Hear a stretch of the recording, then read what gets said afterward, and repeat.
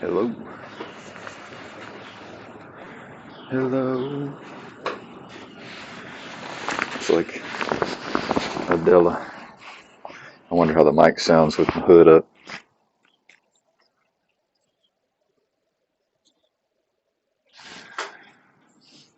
All I do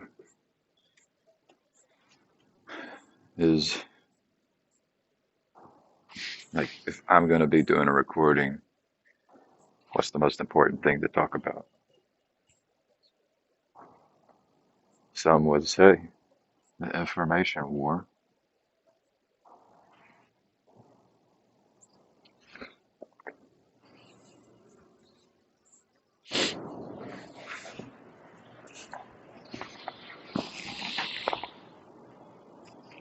I think we are tempted to get into a conspiratorial mindset. And, that's okay because if you're working on a team, then you are conspiring.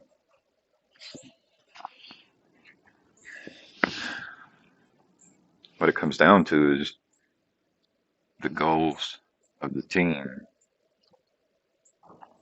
And so,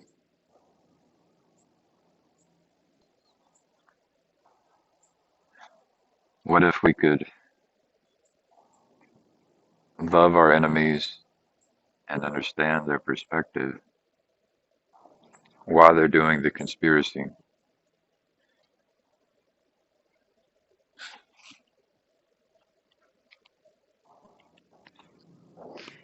And I guess what's maybe even better, if you do that, the people who are the most powerful people, they are usually conspiring to gain and maintain power. Money is power.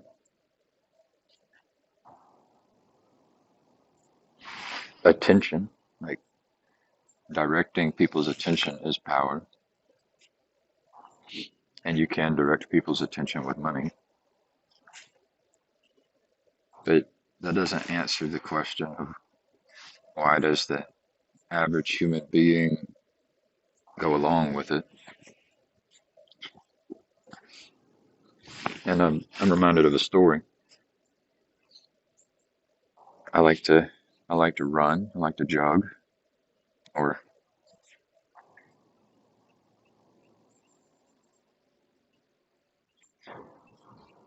I see jogging as a practice. It's good for me, good for my mind, good for my body. I was jogging down the street years ago when I had my first, almost 6 years ago, because I had just had my firstborn, and this mockingbird would attack me every day, and it would fly down out of his tree and get right in my ear and just do this sharp, you know, high pitched,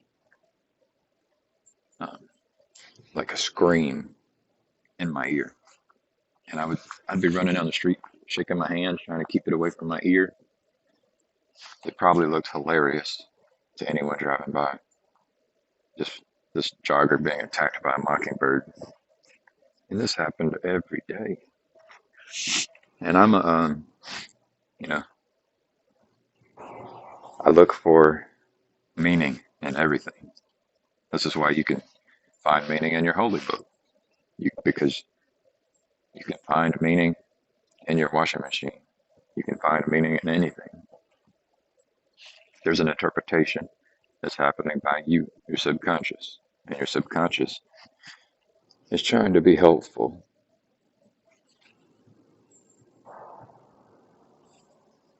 Those are just words that can be interpreted. You could call your subconscious your guardian angel. Or maybe there's an angel and a demon that are a part of your subconscious that are battling it out.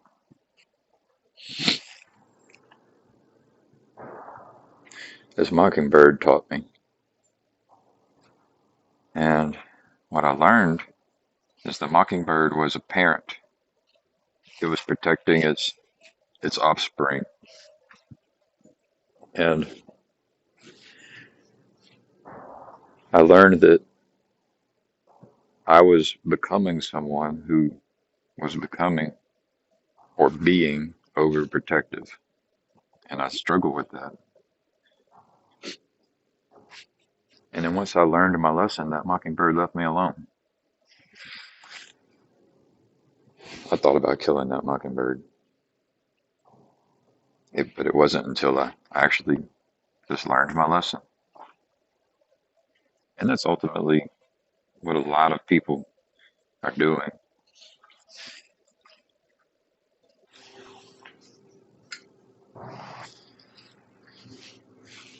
When you look at something like a vaccine and a vaccine passport, that's what's happening.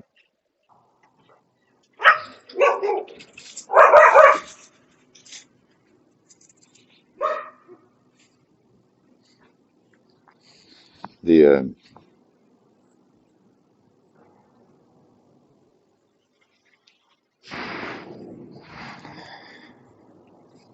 I should breathe in through my nose.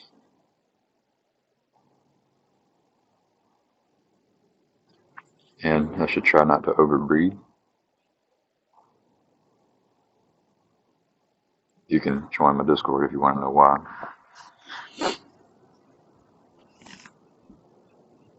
But a vaccine passport, like, what's the difference between that? Or how, not the difference. What's the similarities between that and a driver's license? I mean, that's pretty tyrannical. Like, you talk about requiring this thing in order to buy and sell and travel. I mean, that's what your driver's license is. You have to,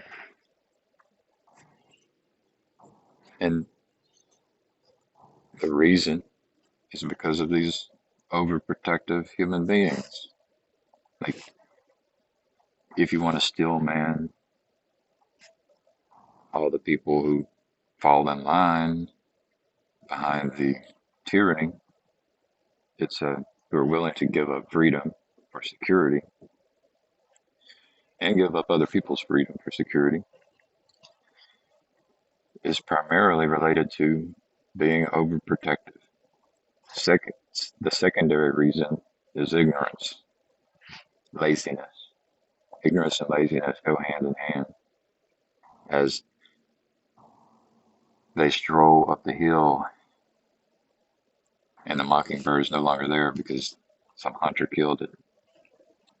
Some predator killed the mockingbird.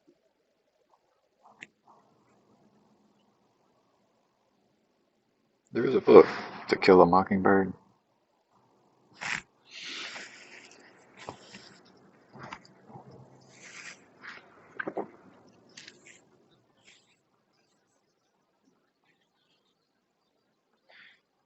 And then, what do you do about it? It's like everybody, there's all these people on Twitter, Facebook, they just like and retweet and share an opinion that gets ignored.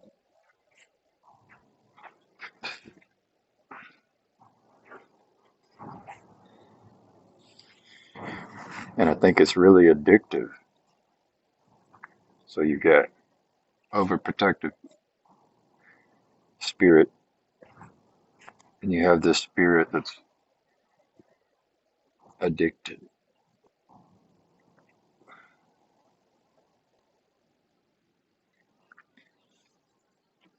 Addicted to the thing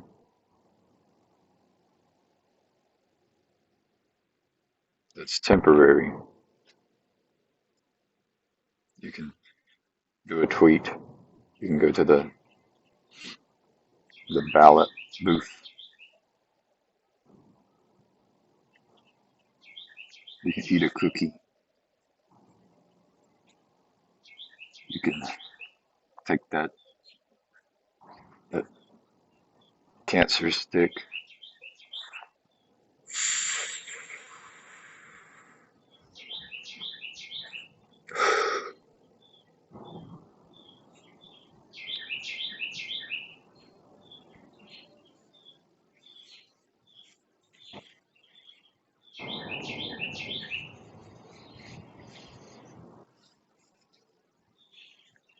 It's like I don't know. I don't see people who are serious.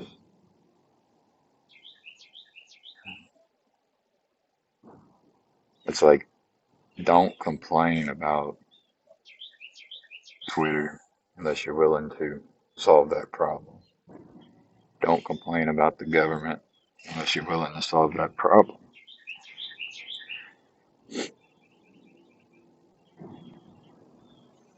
Don't complain about the information war unless you're willing to solve that problem.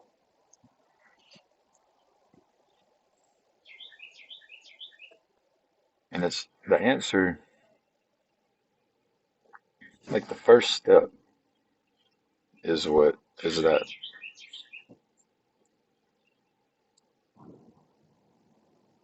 taking on a personal responsibility to stop being the NPC, the non-player character, to become a player. That you have to want to become a player.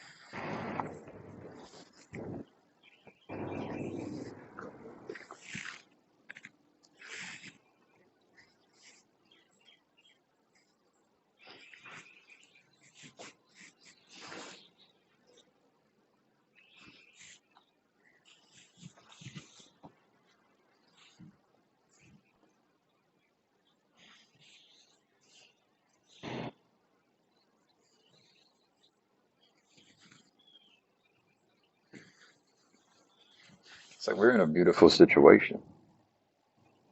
That's true in many interpretations. This is a beautiful situation. It's all beautiful.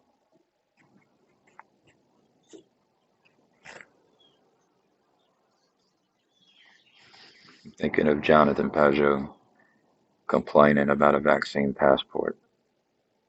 What a beautiful situation.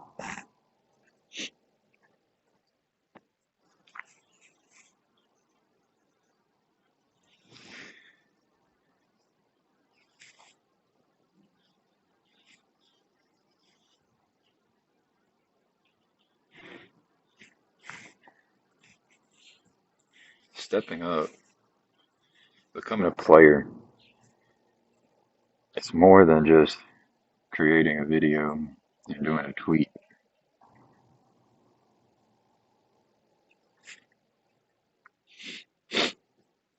I think,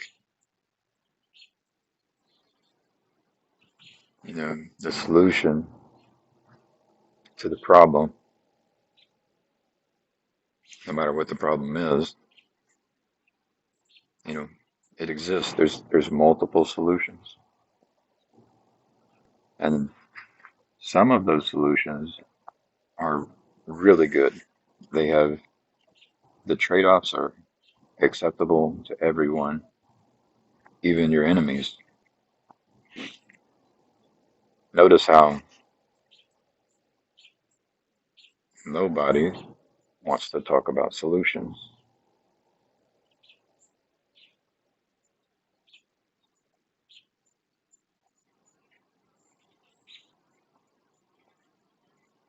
There's reasons for that.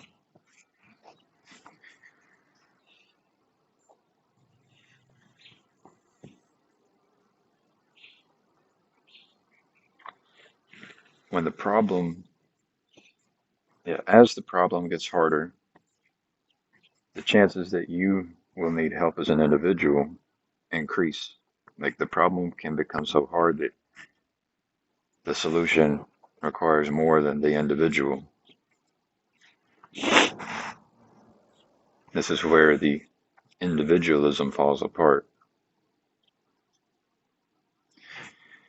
It's where we have a lot of opportunity to cooperate in new ways. So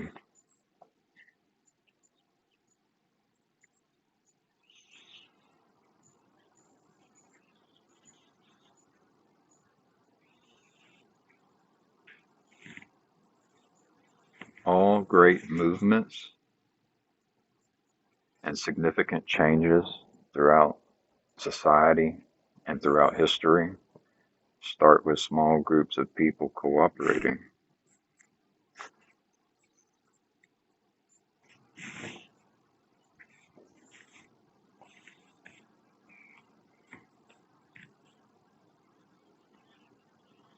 And we have the opportunity to repeat the general pattern, and that it's always available to us.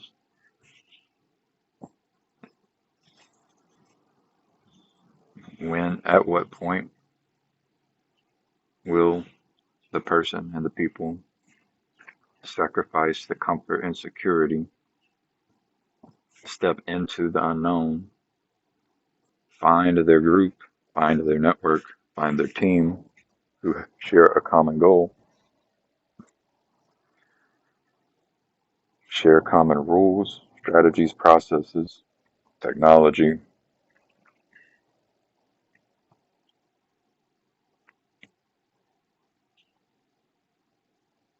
When will people who serve God,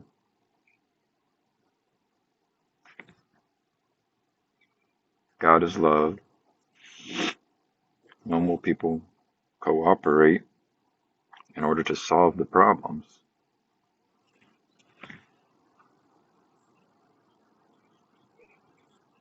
And when will Jonathan Pajot begin to do work? I'm not talking about whittling away on some wood. I'm not talking about creating things that are beautiful with your hands as an individual.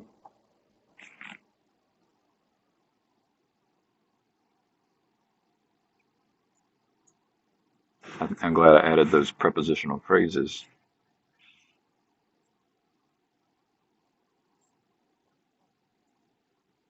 Creating things that are beautiful, that's great.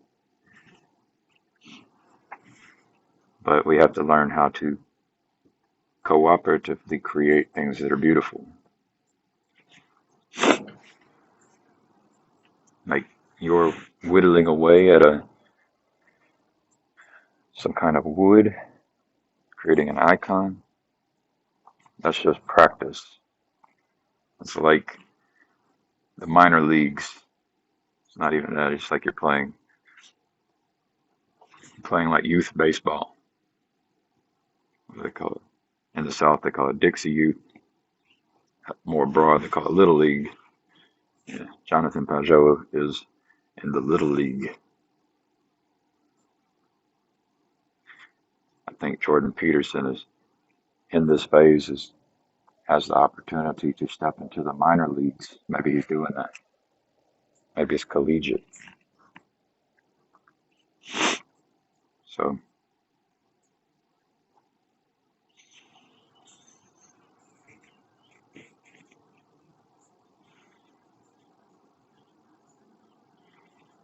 I think Paul Paul Vanderklay, he's probably ready to go to the little leagues. If not, he might already be there.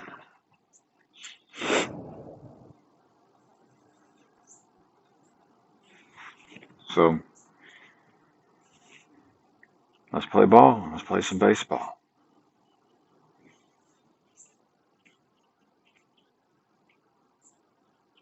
The crowd goes wild. The fireworks go off.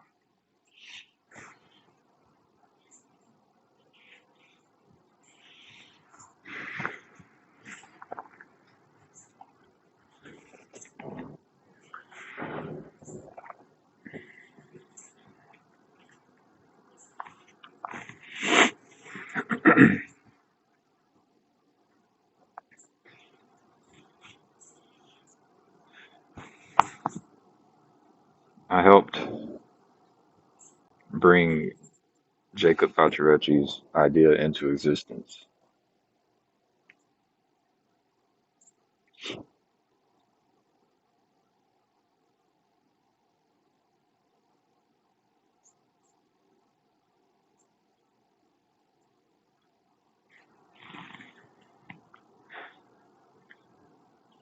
And I told a mutual friend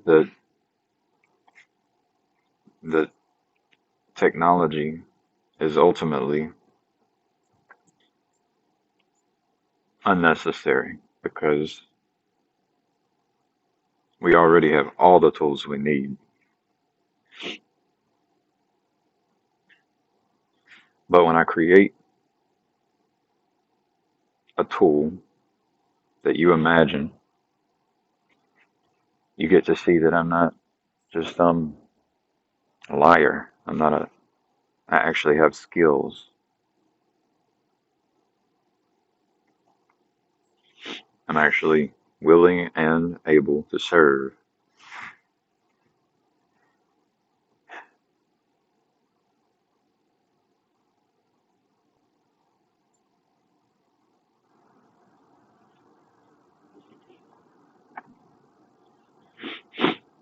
So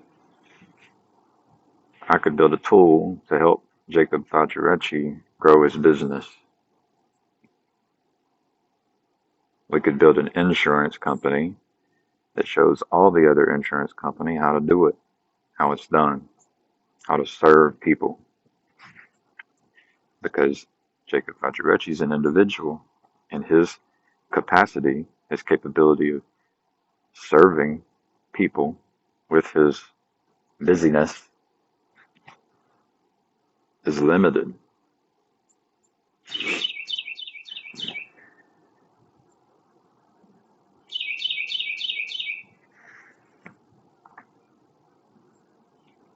I can do the same thing for Paul Vanderklay. His buddy Rick has stepped away, which is probably a good thing. But I want y'all to treat me like some kind of information technology specialist.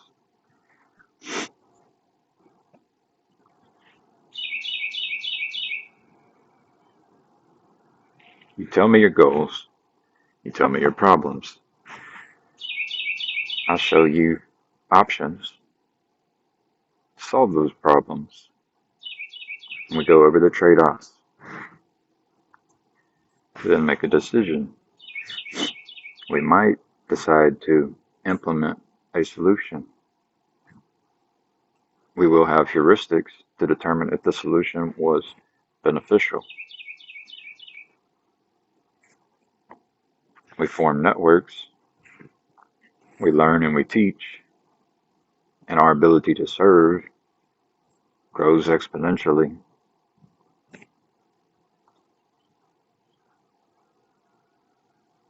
You want a small business or a small church?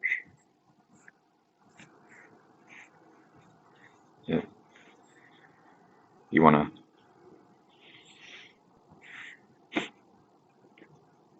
to work on a one-man team?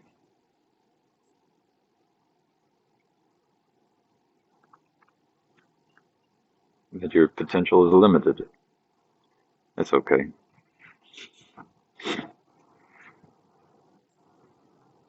I could pull a Chad right here. Oh, I dropped a Chad. Might need to go check my underwear.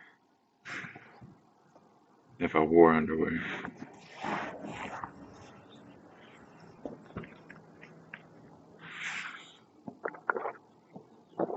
My coffee went from hot to cold. It's less than freezing out here. I thought about doing a Wim Hof. I don't want to go bear shirt. I had someone tell me that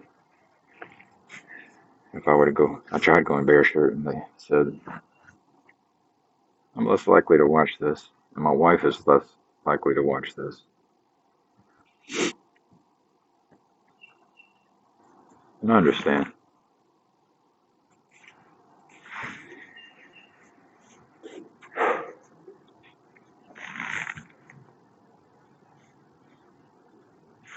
Are you still there? Why are you still here?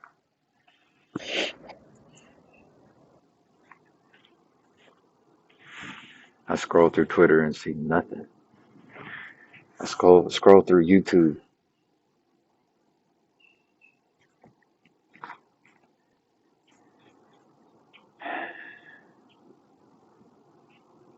The things, the propositional is boring.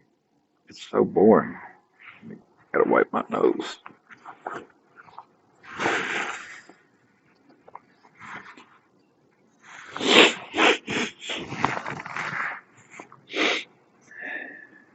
Propositional, so boring.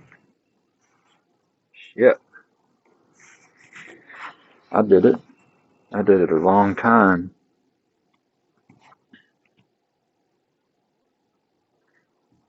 And I have to be patient, I have to be gentle, I have to wait for.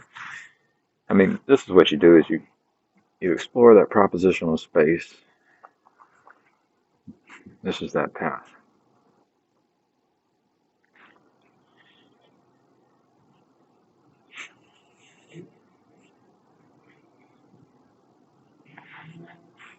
For me, this was my path. I explored the propositional space. My wife, God bless her, and I mean that in more than one way. God bless my wife. She said, "But what are you doing? What are you doing?" As I sat in my cubicle, helping to build weapons of mass destruction, helping to increase their capability and capacity to kill people thousands of miles away. Let's hit a button. Building is destroyed. Fuck. Did that for 6 years. Typing away, had my attention on the Zeitgeist movement, doing propositional. I learned about Ayn Rand. I learned about Christianity. I learned about Islam. I learned about libertarianism. I learned about anarchy. I learned about capitalism and socialism.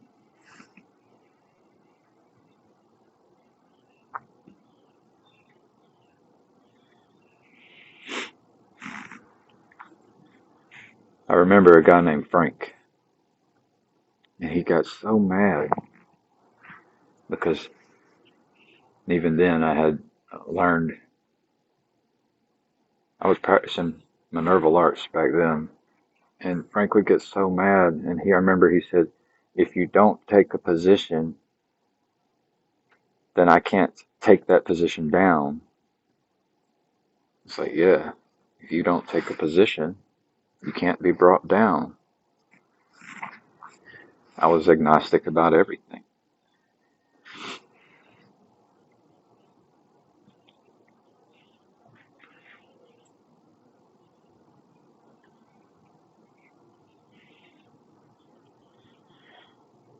I met Shaman Hawk. Shaman Hawk. It's like, who was a Shaman Hawk? Was he this mystical creature who lived in the woods, transformed into a bird of prey, a raptor, and blessed me with his presence? Not really. This guy, he'd wear these, he needed help breathing, as Nolan's Twitter profile says, is an amateur breather and poet. Shaman Hawk was an amateur breather. I think it's because of all the cigarettes. He was bipolar. I love him. I loved him. He helped me a lot.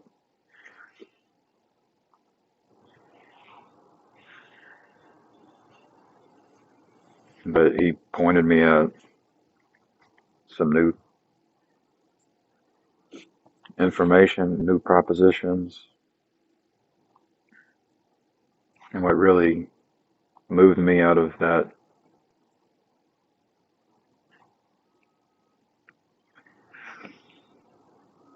world where my creative energy was being used to create weapons of mass destruction, it was music. Music did that.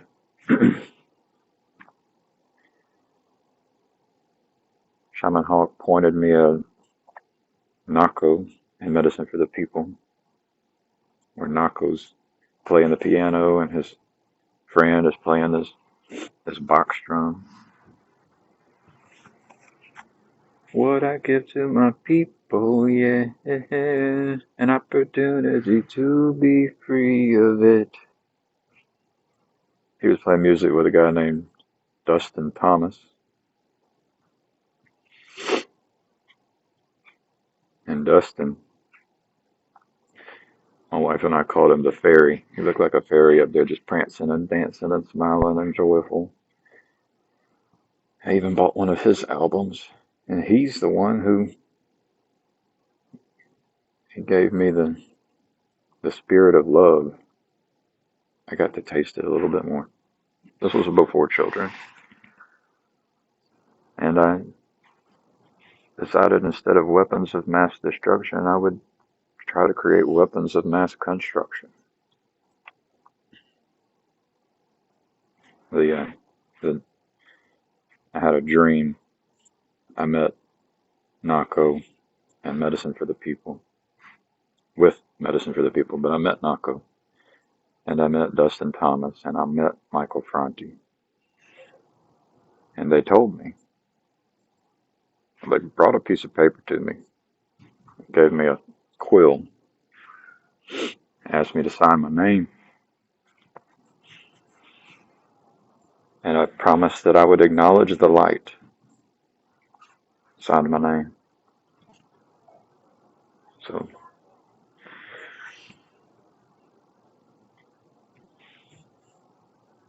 those are artists, musicians, souls sent back in time into this time and place to create beauty in cooperative ways.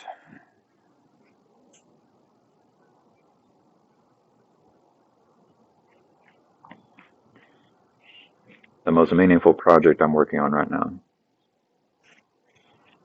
It's not that tool for Jacob Pacioreci. His priorities are different. I don't know, I don't think he believed in his tool as much as I believed. I cared more about his tool than he cared about his tool. It's something I learned. Don't care about the tool more than everyone else on your team, especially if you're the information technology specialist.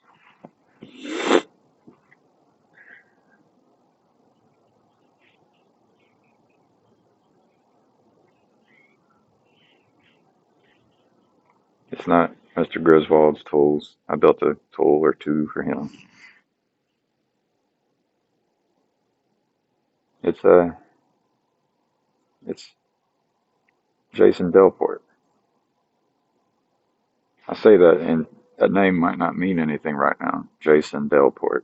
Just these mouth noises. You don't know what it's going to look like in the future.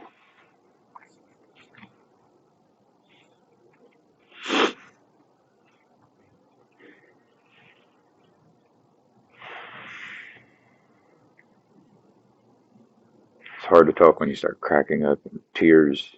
You crack open and you start leaking.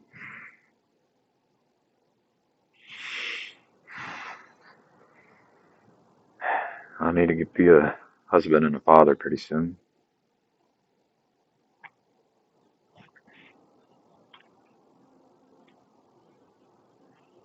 Yeah, I left missile defense and I asked myself some important questions. I said, what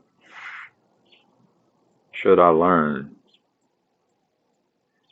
in order to create peace on earth?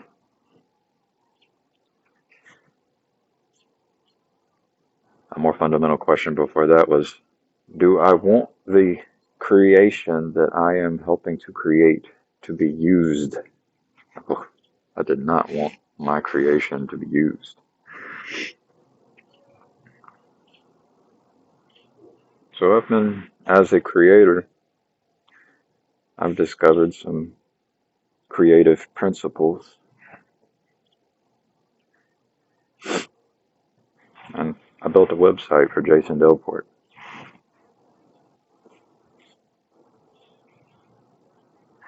Yesterday, we got a really good laugh. I told Jason that there's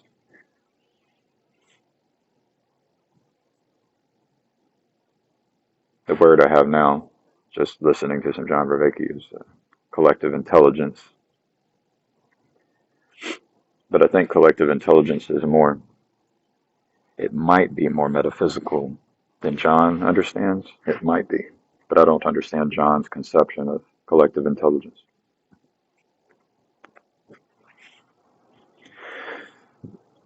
What I'm talking about is that there is a zeitgeist, there's a spirit of the age, the spirit of the times. There's a spirit right here and right now, throughout all of space-time, and that Holy Spirit, that creative spirit, it's like a wave in space-time that we can navigate. When they say going to the top of the mountain, what you're doing is you're going up a wave. You're on a surfboard and you're kind of pulling up onto the wave, getting up on top of it, trying to find that spot. And you're trying to ride it. And you'll fall. You got to try to practice getting back up on it. Practice as you go down, getting back up. You might be going down. You learn how to ride on the top of that wave, and all of a sudden, you're connected with that intelligence. You receive information. That's how you become a messenger of God.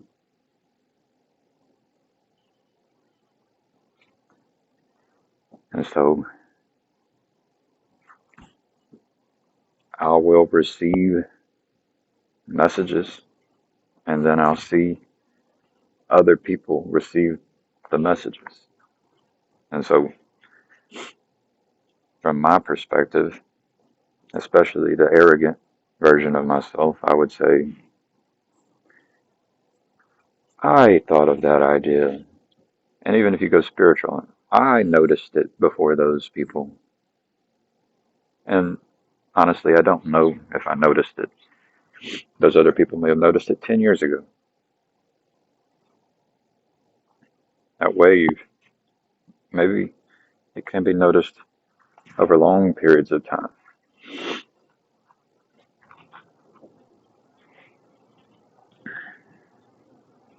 So I gave up on this seeking of popularity, because if you notice the good, the true, the beautiful, and then you see popular people expressing it, maybe it's 2 weeks later, maybe it's 2 years later, why should that be upsetting? That is a dis-ease. If a person, if a messenger, talking to messengers, if you get upset when other people receive credit for the thing that you noticed before they did,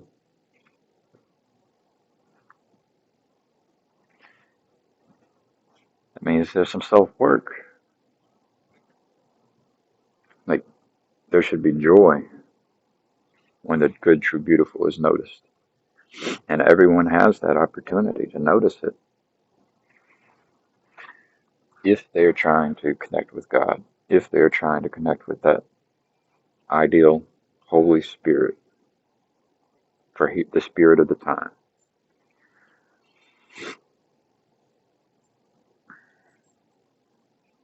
And it was funny. The funny part is, like, I am the person who, you know, I might be, the name Gavin Palmer may not be remembered, and that's okay. And we started laughing because we talked about different people. There's you know, Darwin got recognized and remembered, but who was the other guy who identified the similar truths at the same time, or maybe before? And there's all these people who get remembered, whether it's Bill Gates or Steve Jobs or Newton or Einstein or Jesus. There's the people who get remembered, and then there are the people who are forgotten, that the one who was remembered, they might have even depended on the ones that were forgotten. And I should say they definitely depended on the ones who were forgotten.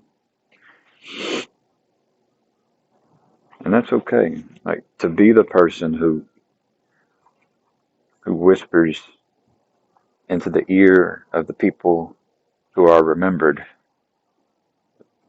I'd love to be that person.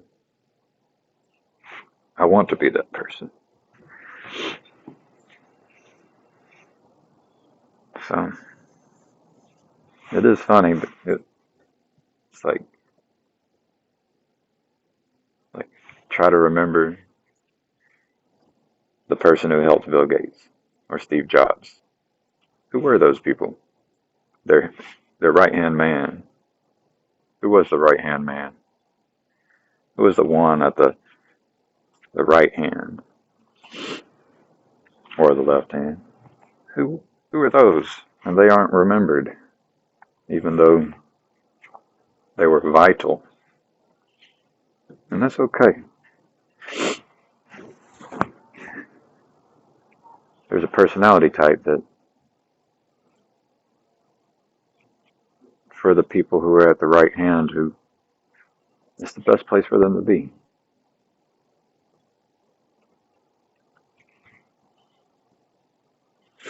Because if they received all the attention, they would not handle that attention very well. So that's me. I'm your IT specialist. I want to create tools. I want to have creations that are helpful, that I want to see used, that are useful. And I don't want to help you. I don't want to help you and to try and help you more than you want to help yourself and try to help yourself. I don't want to care about the goal more than you care about the goal.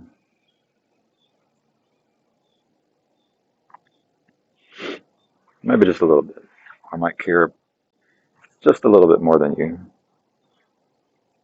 but I don't want to care 2 times as much as you. I don't want to care 150% more than you. All right, that's boring, but I hope you get the idea. Like, I want to care just a little bit more to try to encourage and push you.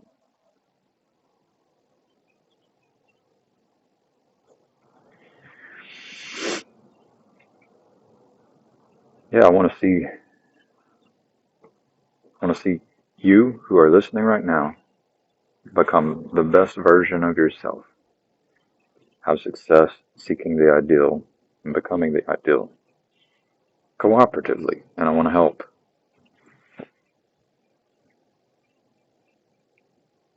When you have a vision, you might start shaking, or you might just be cold.